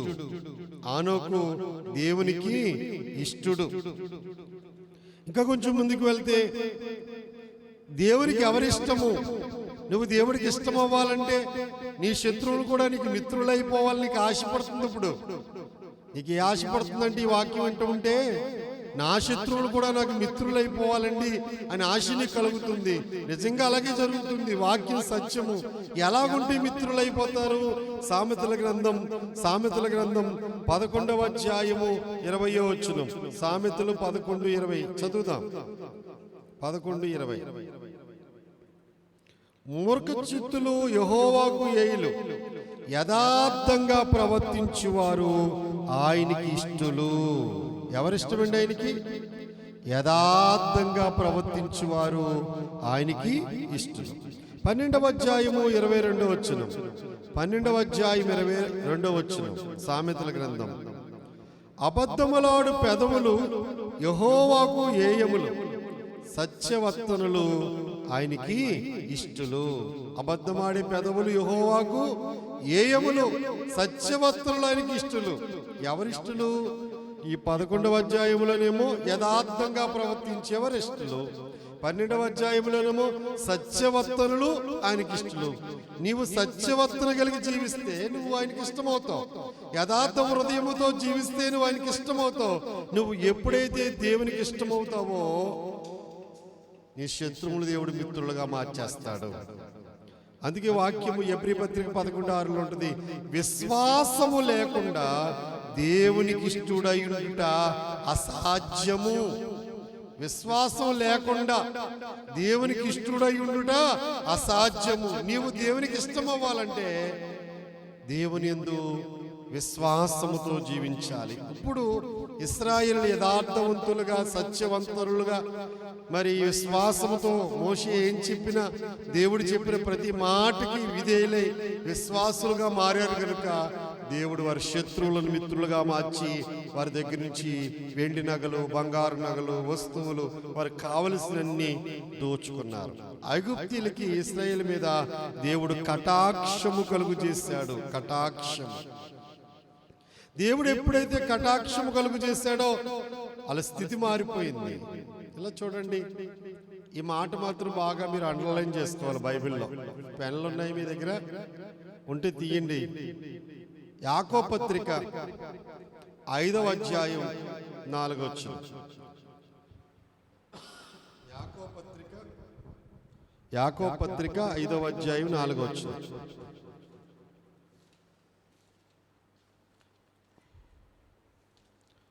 ఐదు 4 చూడండి. ఇదిగో మీ చేలు కోసిన పనివానికి ఇక మీరు మోసముగా బిగపట్టిన కూలి మొర్రపెట్టుచున్నది. మీ కోతవారి కేకలు సైన్యములకు అధిపతియగు ప్రభు యొక్క చెవుల్లో చొచ్చి ఉన్నవి. వింటున్నారా? ఇదిగో మీ చేలు కోసిన పరివానికి ఇక మీరు మోసముగా బిగబట్టిన కూలి. వారం రోజులకి ఎవరు, 10 రోజులకి ఎవరు, 2 నెలలకు కూడా ఎవరు, ఒక్కొక్కళ్ళు బిగపెట్టుకున్నారు కూలిని. ఆ కూలంట మొరపెడుతుందంట, దేవుడిని మొరపెడుతుందట. మీ కోతవారి కేకలు సైన్యములకు అధిపతికు ప్రభు యొక్క చెవుల్లో చొచ్చి ఉన్నవి. ఆయన చెవుల్లోకి వెళ్ళి, ఫలానా రైతు నా కష్టాన్ని ఇవ్వడం లేదయ్యా, ఇన్ని నెలలు పని చేయించుకున్నాడు నా చేత, ఇన్ని రోజులు పని చేయించుకున్నాడు నా చేత, నాకు బోనస్ ఇస్తానాడు, ఇవ్వలేదయ్యా అని మొరపెడుతుందంట. కూలు మొరపెడుతుందండి, కష్టం మొరపెడుతుంది. ఇప్పుడు ఐగుప్తీయులు ఇశ్రాయేలు చేత కఠినముగా పని చేయించుకున్నారు. ఒక మనిషి ఒక కూలి ఒక రోజులో చేసే పని 2 రోజులు పని ఒక రోజే చేయించేసుకున్నారు అనుకుంటే 500 కూలంటే 1000 రూపాయలు పని చేయించేసుకున్నారు వారు. కానీ ఎంత ఇచ్చారు? 500 ఇచ్చారు. బానిసలు కదా 100 ఇచ్చారేమో. ఇప్పుడు దేవుడు మొత్తం లెక్కలు కట్టేశాడు, మొత్తం లెక్కలు కట్టేశాడండి. ఎవరికి ఎంత కూలి రావాలో మొత్తం లెక్కలు కట్టి ఆ కూలిని వెండి నగల రూపంలో, బంగారపు రూపంలో, వస్త్రముల రూపంలో దేవుడు మొత్తం కూలిని వసూలు చేస్తున్నాడు. ఇశ్రాయేలు కష్టమంతటిని దేవుడు ఈ రోజు బయటికి తీసుకొస్తున్నాడు. అందుకే అబ్రహాముతో ఆదికాండం 15వ అధ్యాయం 14లో వచ్చిన ఏం చెప్పాడు? మిక్కిలి ఆస్తితో బయలుదేరి వచ్చింది. ఎలాగొస్తారు? మిక్కిలి ఆస్తితో బయలుదేరి వస్తారు. ఈ మాట ఎన్నో వందల సంవత్సరాల క్రితమే అబ్రహాముకు దేవుడు బయలుపరిచాడు. అదే మాట ఈ రోజు నెరవేరుతుంది. మిక్కిలి ఆస్తితో వాళ్ళు బయలుదేరి వచ్చే సమయం ఆసన్నమైంది. ఎవ్వడు ఒట్టి చేతులతో రాడు. మిక్కిలి ఆస్తి, బహుమానాలు. ఇది నాకు కావాలండి అంటే పట్టుకెళ్ళిపో, ఇది నాకు కావాలండి పట్టుకెళ్ళిపో. ఏది కోరుకుంటే అది అక్కడ ఏమన్నాడు దేవుడు? ఇమ్మని అడిగి తీసుకున్నారు. బలవంతంగా కాదండి, ఒత్తిడేమీ లేదండి, మీ ఇష్టం, మీకు నచ్చిన ఎలా పట్టుకెళ్ళిపోండి అన్నారు. అందుకే ఇవాళ ఆస్తి ఎలా ఉంది? ఇశ్రాయేలు ఆస్తి అంటే బంగారం తోట చేయడానికి ఆ బంగారమే, దేవాలయ నిర్మాణానికి ఆ బంగారమే, అరణ్యములో వారికి ఏమేమి కావాలో అన్ని అవసరాలు తీరడానికి ఆ బంగారాన్ని దేవుడు వాడుకున్నాడు. పేదవారిగా ఉన్నారు, బానిసలుగా ఉన్నారు, కానీ అలా గొప్ప ఆస్తి పరులుగా బయలుదేరారు. దరిద్రులుగా ఉన్న వారిని దేవుడు ధనవంతులుగా మార్చేస్తాడు. దేవుడు మాట అంటే అప్పు తీసుకునే నీవు అప్పిచ్చే స్థితిలో ఉంచుతాడు దేవుడు. ద్వితీయోపదేశ కాండములో ఎదుగుతా చెప్తాడు, నా మాటను శ్రద్ధగా విని నువ్వు అనుసరిస్తే నా మాటల ప్రకారంగా నిన్ను అనేక జనులకు గొప్ప చేస్తాను అంటున్నాడు. ఇప్పుడు మనము మొదటి 3 వచనాలే ఈరోజు మరి మనం నేర్చుకున్నాం. సమయము అయిపోయింది కనుక వాక్యాన్ని నేను ముగిస్తున్నాను. ఇప్పుడు చివరగా కొన్ని మాటలు చెప్పాలని ఆశపడుతున్నాను. వారు ఇష్టానుసారంగా ఖర్చు పెట్టారా? దేవుడు ఇష్టాన్ని నెరవేర్చడానికి ఖర్చు పెట్టారా? ఒక ప్రశ్న మీ ముందుంచి నేను వాక్యాన్ని ముగించాలని నేను ఆశపడుతున్నాను. ఇప్పుడు దోచుకుని బంగారం, ఈ వెండి, ఈ వస్త్రాలు ఇవన్నీ కూడా ఆలిష్ట ప్రకారంగా వాడుకున్నారా? మోషే గారు అడిగినప్పుడు ఇవన్నీ దేవుడికి ఎలాగిచ్చారు వారు? మీరు నిర్గమాకాండంలో చూసినప్పుడు మనఃపూర్వకంగా ఇచ్చిన వాళ్ళ దగ్గర తీసుకోమన్నాడు దేవుడు. నా మందిర నిర్మాణానికి ఇవి ఇవి ఇవి కావాలని నువ్వు చెప్పు. ఎవరైతే మనఃపూర్వకంగా ఇస్తారో వారి దగ్గరే తీసుకోమన్నాడు. నేను అనుకుంటాను, దేవుడికి నీ అర్పణ ఇష్టమైతేనే తీసుకుంటాడు నీ దగ్గర నుంచి. దేవుడికి నీవు ఇష్టం లేకపోయినా నిన్ను వాడుకోడు, నీ అర్పణ ఇష్టం లేకపోయినా వాడుకోడు. అసలు నీ చేతిలోంచి బయటికి రాదది. ఇష్టపూర్వకంగా ఇచ్చే అర్పణే ఆయన మందిర నిర్మాణానికి కానీ, ఆయన సేవకు కానీ, ఆయన సువార్తకు కానీ. ఎప్పుడు గుర్తించుకోండి, ధనవంతులు వారు సమృద్ధిలోంచి కానుకలు ఇచ్చారు, కానీ పేద విధవరాలు తన లేమిలో తనకు ఉన్నదంతా జీవనమంతా ఇచ్చివేసింది. ఆ అర్పణ చూచి దేవుడు ఎంతో సంతోషపడ్డాడు. ఆ చరణం పాడుకుని ధ్యానంలోకి వెళ్తాం. ప్రభుని ప్రేమించిన పేదరాలు కాసులు రెండిచ్చెను కానుకగా. ప్రభుని ప్రేమించిన పేదరాలు కాసులు రెండిచ్చెను కానుకగా.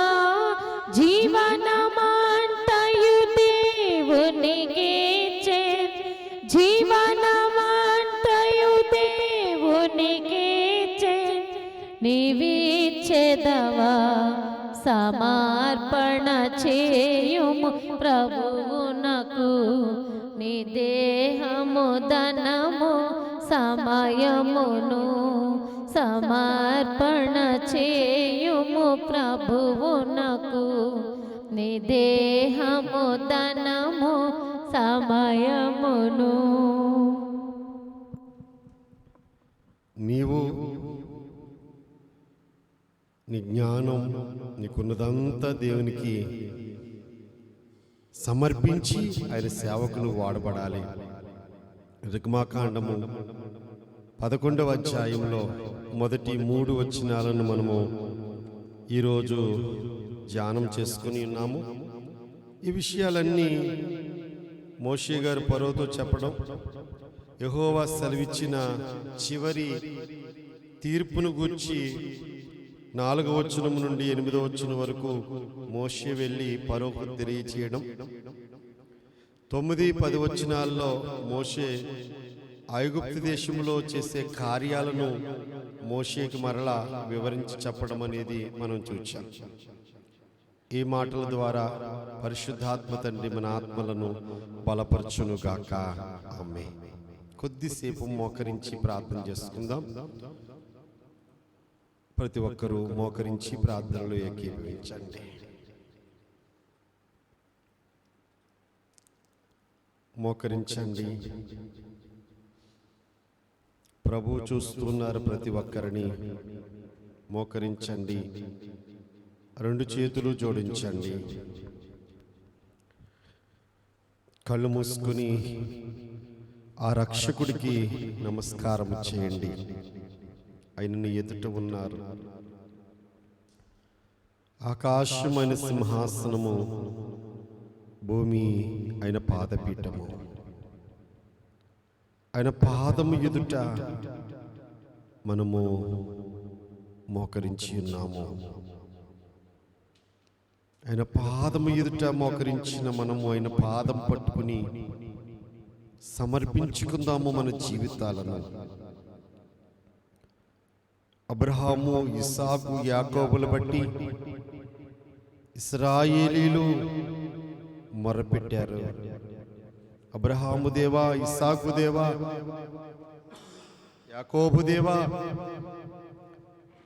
మా పితరులకు వాగ్దానము చేసిన దేవా, ఈ బానిసత్వము నుండి మమ్మల్ని విడిపించు. దేవుడు వారి నిట్టూర్పులు చూచి, వారి కన్నీరు చూచి, వారి మొరను అంగీకరించి ఆయనే దిగి వచ్చాడు. పొద దగ్గర మోషేతో మాట్లాడుతూ, మోషే మోషే, ఇశ్రాయేలు పెట్టిన మొర విని వారి శ్రమలు చూచి నేను వారిని విడిపించడానికి దిగి వచ్చాను. అయ్యా, నీ కుటుంబ సమస్యల్లో, నీకున్న శోధనల్లో దేవుడు నిన్ను విడిచిపెట్టాడు అని అనుకోకయ్యా. ఇశ్రాయేలుల శ్రమలలో వారు పెట్టిన మొరను విన్న దేవుడు, వారి శ్రమను చూచిన దేవుడు, వారు విడిపించడానికి దిగవచ్చిన దేవుడు నీ శ్రమను కూడా చూస్తున్నాడు, నీ మొరను కూడా వింటున్నాడు, నిన్ను విడిపించడానికి నీ దగ్గరికి దిగొస్తాడు. అందుకే మొరపెట్టు, మౌనంగా మాత్రం ఉండకూడదు.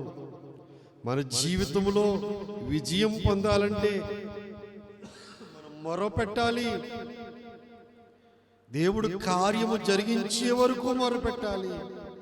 ఒక అన్యాయస్తుని దగ్గరికి న్యాయము జరిగించమని, నాకును నా ప్రతివాదికిని న్యాయము తీర్చుమని ఒక విధవరాలు ఎలాగున మాటి మాటికి వెళ్ళినదో, ఎన్ని మార్లు రమ్మన్నను అన్ని మార్లు వెళ్ళి బ్రతిమలాడుకున్నదో, అటువలే మనము కూడా అడగాలి. యెహోవా మీకు త్వరగా న్యాయము తీర్చును, మీ కొరకే కదా ఆయన దీర్ఘశాంతము చూపుచున్నాడని ప్రభువు చెప్తున్నారు.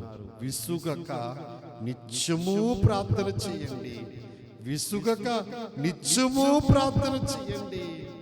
ఈరోజు గొప్ప ఆస్తితో దరిద్రులుగా ఉన్నవారు, బానిసలుగా ఉన్నవారు, ఎన్నిక లేని జనులుగా ఉన్నవారు ఈరోజు గొప్ప ఆస్తితో బయలుదేరారు.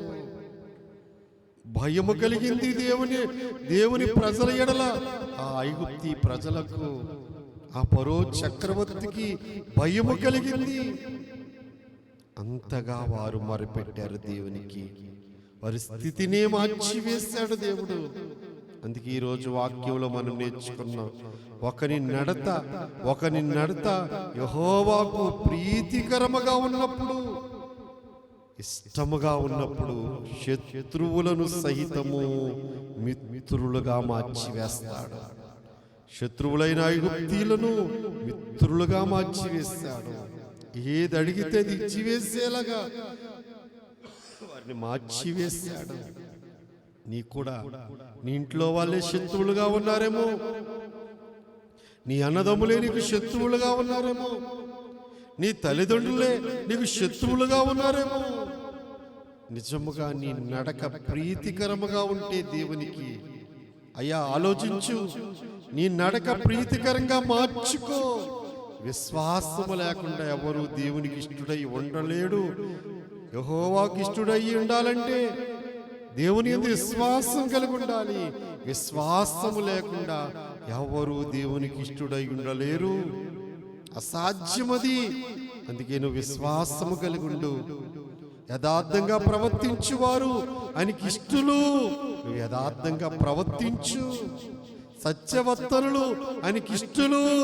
సత్యవర్తన కలిగి జీవించు.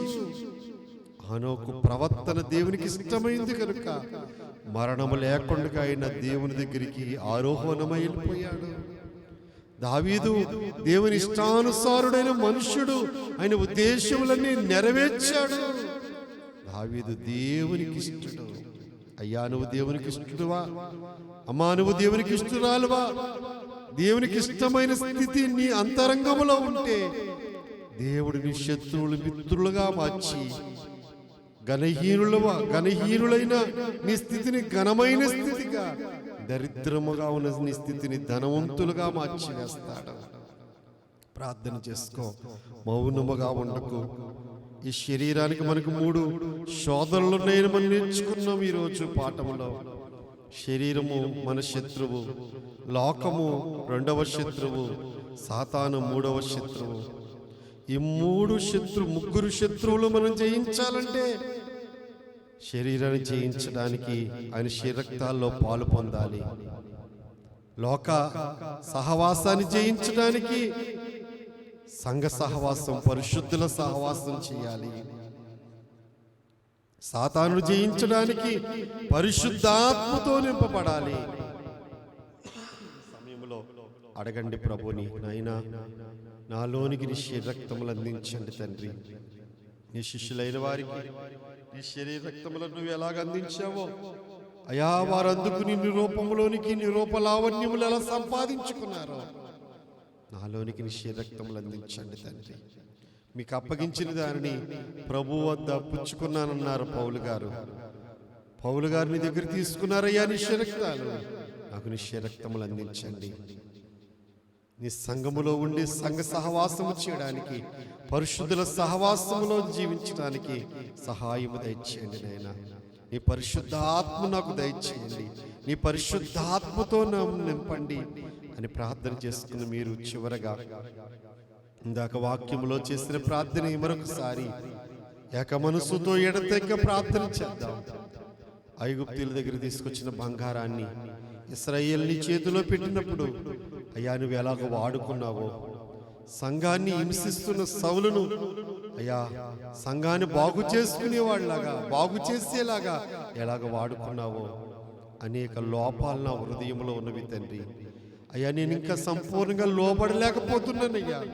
అయ్యా నీ చిత్తమును సంపూర్ణంగా నెరవేర్చలేకపోతున్నాను తండ్రి.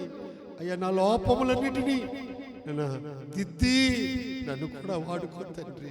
ఇంకెన్నాళ్ళు జీవిస్తాను, ఇంకెన్నాళ్ళు ఈ లోకంలో నా ఇష్కాల ముందు నాకు తెలియదు తండ్రి. నీ చేతులు నేను వాడబడకపోతే నా జీవితము నిరర్ధకమే ప్రభా, నిష్ప్రయోజకమే ప్రభా. ఇప్పటికే ఎంతో సమయాన్ని వ్యర్థం చేసుకున్నాను, జ్ఞానమంతా వ్యర్థం చేసుకున్నాను, బలాన్ని శక్తిని వ్యర్థం చేసుకున్నానయ్యా. ఇప్పుడైనా నన్ను బలముగా నీ పనిలో వాడుకో తండ్రి. తండ్రి వాడుకో ప్రభా. పేద విధవరాలి యొక్క 2 కాసులను ఎలా వాడుకున్నావో నన్ను, నా కుటుంబమును, నా బిడ్డలను, నాకున్న సమస్తమును నీ మహిమ కొరకు వాడుకో ప్రభు అని కన్యలు కాచి ప్రతి ఒక్కరూ బలముగా విజ్ఞాపన ప్రార్థన చేయండి. బలముగా ప్రార్థన చేయండి, పట్టుదలగా ప్రార్థన చేయండి. నన్ను నీ హస్తాలకు సమర్పించుకుంటున్నాను, నా కుటుంబమును నీ చేతుల్లో పెడుతున్నాను ప్రభా. నన్ను నేనే నీకు సమర్పించుకుంటున్నాను. అర్హత లేని నన్ను, యోగ్యత లేని నన్ను అయ్యా వాడుకుంటావు తండ్రి. నీకు స్తోత్రాలు. లోబడితే చాలు, తగ్గించుకుంటే చాలు, వినయము కలిగి ఉంటే చాలు, దీన మనస్సు కలిగి ఉంటే చాలు అయ్యా. నువ్వు ఎవరినైనా నీకు సమర్పించుకున్న ప్రతి ఒక్కరిని నువ్వు వాడుకున్నావు నైనా. అయ్యా అయ్యా 5 రొట్టెలు 2 చిన్న చేపలు చేతులు పెట్టినప్పుడు వాటిని నీ సేవలో వాడుకున్నావు ప్రభా. చిన్న దోణిని వాడుకున్నావు ప్రభా. తండ్రి నీకు స్తోత్రములని ఎవరి కాళ్ళే మీ జీవితాలను ప్రభువుకు సమర్పణ చేసుకోండి. తనువు నాదిది గోగై కొనుమియో ప్రభువాని పనికి ప్రార్థిస్తేంపుమి దినములు క్షణములు దీసి కొని అవి నీదు వినుతి ప్రవహింపాచి అనుశక్తిని యోమి తనువు నాదిది గోగై కొనుమియో ప్రభువాని పనికి ప్రతిష్ఠింపుమి.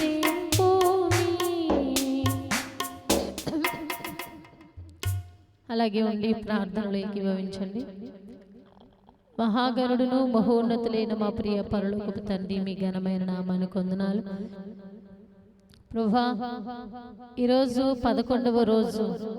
ఈ రోజులో ఉన్న వాక్య భాగాన్ని మీరు మాకు వినిపించారు. ఎవరు మీకు ఇష్టలో, ఎవరు మీకు అయిష్టలో వినిపించారు. ఎవరి యొక్క తండ్రి ధనముని మీరు కోరుకుంటూ ఉన్నారో మీరు వినిపించారని బట్టి మీకే స్తోత్రములు చెల్లిస్తూ ఉన్నాం. అన్ని జనాంగమైనప్పటికీ ఐగుప్తీయుల యొక్క బంగారముని మీరు కోరుకున్నారు నాయనా, మీకు స్తోత్రములు. క్రైస్తవుల హింసకుడైనప్పటికీ పౌలు గారిని, సౌలుని మీరు కోరుకున్నారు, పౌలుగా మార్చివేశారు నాయనా, మీకు వందనాలు. ఈరోజు తండ్రి ఎందుకు పనికిరానటువంటి నన్ను, లోకములో అన్యులుగా ఉన్నటువంటి మమ్ములను ధన్యులుగా చేయడానికి నాయనా మీకు స్తోత్రములు. పనికిరాని పాత్రలుగా ఉన్న నన్ను ప్రభా పనికొచ్చే పాత్రగా మార్చడానికి మీ యొక్క నాయన రక్షణలోనికి మమ్మల్ని తోడుకుని వచ్చిన మా తండ్రి మీకు స్తోత్రములు చెల్లిస్తున్నాం. మీ కృప ఎంత గొప్పదో దీనిని బట్టి మాకు తెలుస్తూ ఉన్నదయ్యా. మీకు నమస్కారములు చెల్లిస్తున్నాం. నాయన మోషే గారిని మీరు ఏర్పాటు చేసుకున్నారు, అహరోను గారిని మీరు ఏర్పాటు చేసుకున్నారు. వారిరువురిని తండ్రి ఐగుప్తు దేశానికి మీరు పంపించారు. ఫరోతో ఏ విధంగా మాట్లాడాలో మీరు చూపించారు. నిజమే, యెహోవా ఎవడు అన్న ఫరో యెహోవా యొక్క గొప్పతనాన్ని తెలుసుకునేలా చేశారు. నాయన మిమ్మల్ని నా చేతిలో నుంచి విడిపించగల దేవుడు ఎక్కడున్నాడు అనేటువంటి తండ్రి నీకు స్తోత్రములు. నెబుకద్నెజరు తండ్రి మీకు వందనాలు అయ్యా. మీరు నాయన మీకు స్తోత్రములు. ఎక్కడున్నావో చూపించావు, అగ్నిలో ఉన్నావని చూపించావు తండ్రి. నీ బిడ్డలతో ఉన్నారని చూపించారు తండ్రి. మీ దాసులైన వారితో ఉన్నారని చూపించారు తండ్రి. మీకే స్తోత్రములు అయ్యా. మీకు వందనాలు. ఎవరి నోటి మాటను బట్టి వారికే జవాబిచ్చిన మా తండ్రి మీకు స్తోత్రములు చెల్లిస్తున్నాం. ప్రతి ఒక్కరి నోటి మాటను బట్టి నైనా వారికి జవాబు అందించి మిమ్మల్ని మీరు మహిమపరుచుకున్నారు, బయలుపరుచుకున్నారు. అందుని బట్టి మీకు స్తోత్రములు చెల్లిస్తున్నాం. ప్రభువానికి నమస్కారములు. నైనా బబులోని దేశములో మీ శక్తిని చూపించావు నైనా. ఐగుప్తు దేశములో మీ శక్తిని చూపించావు నైనా. ఇశ్రాయేలీ మధ్యలో మీ మహిమను చూపించారు నైనా. ఇశ్రాయేలీలతో మీరు ఉండి మీ యొక్క ఘనతను వారికి చాటారు తండ్రి. మీకు స్తోత్రములు. అగ్నిగా దిగవచ్చారు నాయన. సేనాయి పర్వతం పైకి సాంద్రవేగముతోనూ బూరల ధ్వనితోనూ తండ్రి మీరు దిగివచ్చారు తండ్రి. మీకు స్తోత్రములు చెల్లిస్తున్నాం. అలాగున మీ మహిమను ఆనాడు నీ బిడ్డలైన వారికి మీరు చూపించారు తండ్రి. మీకు స్తోత్రములు చెల్లిస్తున్నాం. ఈరోజు మీ మహిమను అన్ని జనుల మధ్యలో మీరే చూపిస్తున్నారు తండ్రి. మీకు స్తోత్రములు. లోకమంతటా మీ మహిమ ప్రకాశతను చూపిస్తూ ఉన్నారు తండ్రి. మీకు స్తోత్రములు. అన్యులుగా ఉన్న వారిని ధన్యులుగా ప్రయత్నించుచున్న మా తండ్రి. ప్రతి ఒక్కరిని రక్షించుటకు పాటలు పొందుతున్న మా తండ్రి. మీకు స్తోత్రములు. ఎట్టి వారినైనా ఏ స్థలమందైనా పట్టి రక్షించుటకు పాటలు అందుతున్న తండ్రి. మీకు మంగళార్చ అన్నట్లుగా తండ్రి మీకు స్తుతులు స్తోత్రములు చెల్లిస్తున్నాం అయ్యా. మీకు నమస్కారం తండ్రి. ఈ రాత్రికాల సకల గండాలను తప్పించండి. లైవ్ లో ఏకీభవించిన వారిని దీవించండి ప్రభా. ఏకీభవించలేని వారు, అవకాశం లేని వారు, వారిని కూడా దీవించండి ప్రభానికి స్తోత్రములు. ఈ రాత్రి కాలంలో ప్రభానికి స్తోత్రములు తండ్రి. నైనా నీకు స్తోత్రములు. ప్రతి ఒక్కరు మిమ్మల్ని ధ్యానము చేసుకుంటూ ఉండగా, ప్రార్థనలో ఏకీభవిస్తూ ఉండగా ఒక్కొక్కరిని దీవించండి. మీకే నమస్కారములు చెల్లిస్తున్నాం తండ్రి. మీరు అక్కడికి మమ్మల్ని నన్ను సిద్ధము చేయండి. ఏ సమయంలో మీరు మధ్య ఆకాశంలోనికి వచ్చిన ఆ సమయములకు నన్ను మమ్మను మీరే సిద్ధము చేయమని అడుగుచున్నాము తండ్రి. ఇటు కూటముల ద్వారా, ఇటు ధ్యానముల ద్వారా, ఇటు నాయనానికి స్తోత్రములు, ప్రార్థన నాయనా కూటముల ద్వారా మమ్మల్ని సిద్ధము చేయమని అడుగుచున్నాము. రెండవ రాకడ సిద్ధపాటు కూటములని మోషే ఉపవాస ప్రార్థనా కూటములకు మీరు నాయనానికి స్తోత్రం పేరు పెట్టారు కనుక రెండవ రాకడకు నన్ను మమ్మను సిద్ధము చేయమని అడుగుచున్నాము తండ్రి. మీకు వందనాలు. ఒక్కొక్కరిని దీవించండి, పేరు పేరున దీవించండి. ప్రతి వారి అంతరంగ బహిరంగ ప్రార్థనాంశాలు మీరే నెరవేర్చండి ప్రభా. మీ కృపను చూపించమని ప్రభానికి స్తోత్రం. ఎవరు ఏ మనవి చేయవచ్చినా ప్రతి మనవికి మీరే జవాబిమ్మని అడుగుచున్నాం. ఈ యొక్క కూటములు ఎలాగో ఆగిపోకుండా సాగడానికి సహాయం దయచేయండి. నెట్ విషయంలోను, కరెంటు విషయంలోను మీరే కృప చూపించమని, మీ సేవలో నేను బలముగా మమ్మల్ని వాడుకొని మీరే మహిమ, ఘనత, కీర్తి, ప్రభావాలు పొందమని మా కొరకు మేఘములపై వేగముగా త్వరగా వచ్చుచున్న యేసు నామమున అడిగి వేడుకొనుచున్నాము తండ్రి. ఆమేన్. పరలోకమందున్న మా తండ్రి, నీ నామం పరిశుద్ధపరచబడుగాక, నీ రాజ్యం వచ్చుగాక, నీ చిత్తం పరలోకమందు నెరవేరినట్లు భూమి యందు నెరవేరునుగాక. మాను దినహారం మాకు దయచేయండి. మెడల అపరాధం చేసిన వారిని మేము క్షమించిన ప్రకారం మా అపరాధములను క్షమించుము. మమ్మల్ని శోధంలోనికి తేక కీడు నుండి తప్పించుము. రాజ్యం, శక్తి, మహిమ నిరంతరం నీవై ఉన్నావు తండ్రి. ఆమేన్. ప్రవేశరక్తమే చేయం అపవాదికులకు లయం. ప్రవేశరక్తమే చేయం అపవాదికులకు లయం. ప్రవేశరక్తం సంపూర్ణ విజయం అపవాదికి ఎంతకాల నాశనం. హల్లెలూయా, హల్లెలూయా, హల్లెలూయా. స్తోత్రం, స్తోత్రం, స్తోత్రం. ఆమేన్, ఆమేన్, ఆమేన్. ప్రాణప్రియుడైన యేసుక్రీస్తు ప్రభువారి కృపయు తండ్రైన దేవుని ప్రేమయు పరిశుద్ధాత్మ తండ్రి నిత్య సహవాసము మహిమ మేఘములో చేరు పర్యంతము మనందరికీ మోషే ఉపవాస సన్నిధి కోటాలకి ఈ జీవములో ఏకీభించిన మీ అందరికీ తోడయుండును కాక. ఆమేన్. పరలోకమున కీర్తి దేవానికి ధరణియందున కీర్తి నరుల హృదయములందు కీర్తి పరమదూతాలందు కీర్తి నరుల హృదయములందు కీర్తి పరమదూతాలందు కీర్తి జరుగు కార్యములందు కీర్తి జరుగని పనులందు కీర్తి విజయ సంస్థుతులే నీకు ప్రేమ స్వరూప విజయ సంస్థుతులు నీకు. త్రియేక దేవునికి స్తోత్రములు. పరిశుద్ధులందరికీ మరణాత, అందరికీ మరణాత.